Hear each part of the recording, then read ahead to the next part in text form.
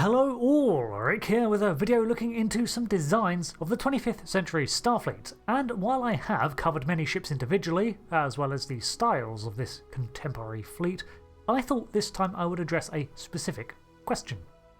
The Constitution 3 class is a strange example of Starfleet almost regressing in ship design, thanks to the era it emerged into. On top of this, we saw several other ships which were basically retrofits of Discovery-era vessels, and other remakes of older classes. So why did this happen? In-universe. To set the scene, the synth attack on Mars had destroyed most of Utopia Planitia and rendered their surface inaccessible for a long while. Parts of the terraformed atmosphere still burned even 14 years later. This had Starfleet reactively enter a defensive stance, pretty much overnight. Many of the same people in charge would have been either there during the Dominion War or veterans of it.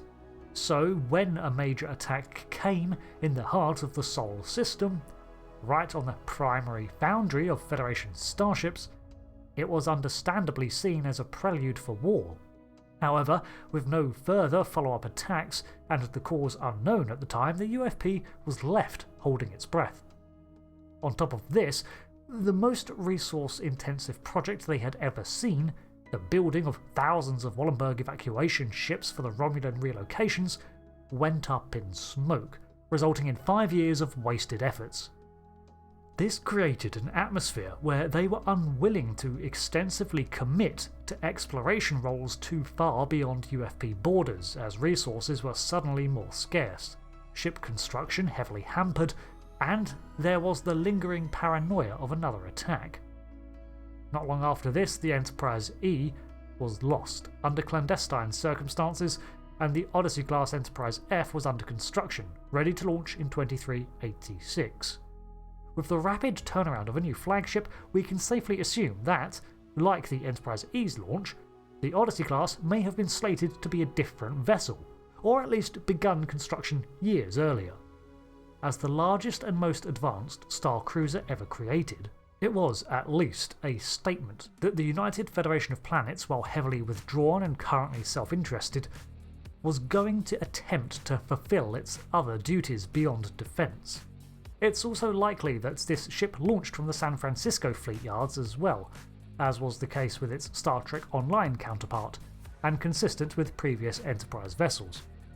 So, the ships already in development were completed, with new Odyssey star cruisers like the Enterprise and Verity making up the new highest standard of Starfleet tech, carrying so many facilities that they ended up being over a kilometre long.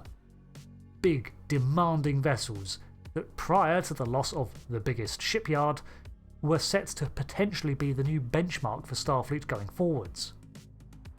Set against this loss, we have the reclaiming of Yard 39 in the Tellar sector. About 150 years ago, the system had been irradiated during the Klingon Federation War, when the host star threw off high levels of baryon radiation. While the system was evacuated successfully, it meant that a ton of early and mid-23rd century vessels were abandoned in various states of repair and refit. By the 2390s, the radiation had diminished enough to recover these hulks, and Starfleet did so, eager to take what resources it could.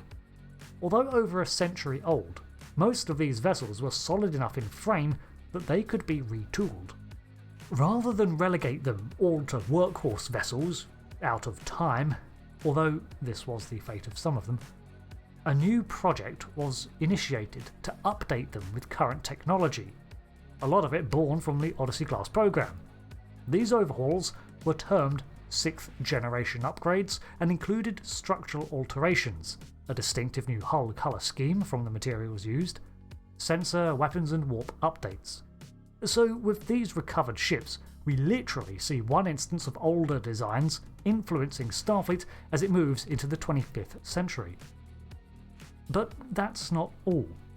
While Starfleet was reclaiming these older ships, it was still making newer vessels, notably with the Inquiry, Dudestat ships being fresh builds focused on patrol, recon and combat. And while these ships proficient in the fields of defence of the Federation were new designs, Starfleet was not so innovative in other areas. Instead of constructing new designs and new starships to fulfill its other roles, Starfleet started looking back for inspiration. Or were they just playing it safe? The Excelsior, a mainstay vessel for over a century, was no longer justifiable to keep running, even as a cargo ship really, so a new class was to replace it, the Excelsior II. The design was literally taking the blueprints of the Excelsior and remaking it out of current era technology. The Sagan was their brand new exploration, survey and science ship, and it was modelled on the Constellation frame that had previously served as a long and robust vessel of the fleet. Then, of course, there was the Constitution Mark III, the Neo-Connie. These were not combat ships, but to be the research, exploration, and science ships of the fleet. But rather than generate new designs, the UFP was being far more conservative than its splashier ships built for defence. But there was more going on than frugality of resources. The Starfleet was in uncertain times and wanted to cling to the familiar, to deliberately bring up emblems of their lost golden age of exploration, to make a show of that despite the tension, despite the retirement of publicised heroes like Picard, and alongside the deadlier warships, the Starfleet would still commit to exploration. Now, you did still get cases like the Pathfinder-class Voyager B, but it was undeniable that Starfleet had drastically scaled back its scientific missions. So the Constitution III began out of this necessity, combined with the desire to harken back to the aspects of exploration that Starfleet had been missing in the last decades. And what better silhouette to echo than the Constitution, one of its most famous vessels. But there was still the issue of resources, thanks to the lack of Utopia Planitia.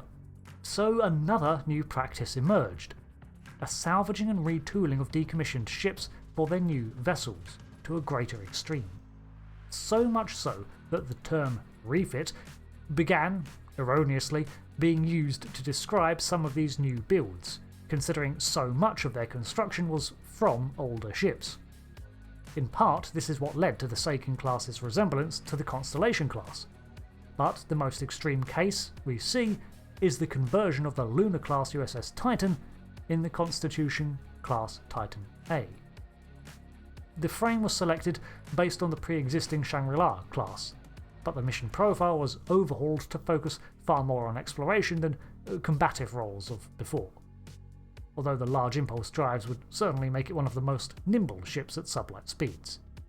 So, after taking a 2280s vessel schematic as the inspiration, the deliberate choices were made to maintain the placement of older phaser turret points, alongside the more functional strips.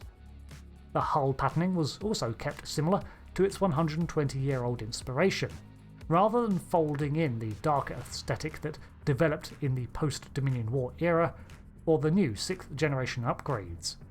Smaller choices like the angle of the saucer's rim and the solid colour of the deflector were all design choices that produced a retro-styled ship on purpose.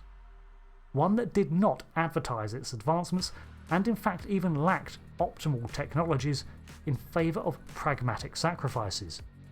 Many of these are indeed merely design choices, as the technology inside remains contemporary, and if you can style something however you like, why not add some flair? The same is true for the Excelsior II class, which was built to resemble the original as much as newer tech would allow, just as the Obana had before. Then alongside these throwbacks you had the R39 6th generation updates of older ships, and you're left with a fleet that does look like it was leaning heavily on designs from not just the past generation, but past centuries.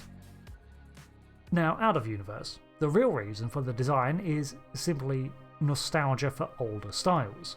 While the reasoning of desiring to present an older styled vessel was incorporated into the canon, far less justification is needed for its implementation.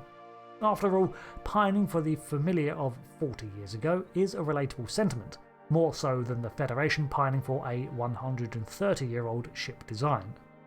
Honestly, it would make more sense to me, at least for a human standpoint, if the Federation was wishing to see more Galaxy or Intrepid style ships from a pre-Dominion War darkened era. The 2270s ship designs speak to an older era of Star Trek, and while it would make sense to continue to develop the language and tech of the 25th century, a premise of Season 3 of Picard was to grab those nostalgia berries. We still got new designs, but the new Enterprise was deliberately one that was not the most powerful ship in the fleet anymore, one that could be imperiled more easily, and one that looked more like Star Trek's most iconic starship. The in-universe justification is pretty similar, with Starfleet harkening back to its prior age of exploration now that the darker times have passed, just combined with a resource shortage. So, what do you reckon, and what is your favourite era of Trek design that you'd like to see return? Until the next video, I've been Rick, and I'll see you later. Goodbye.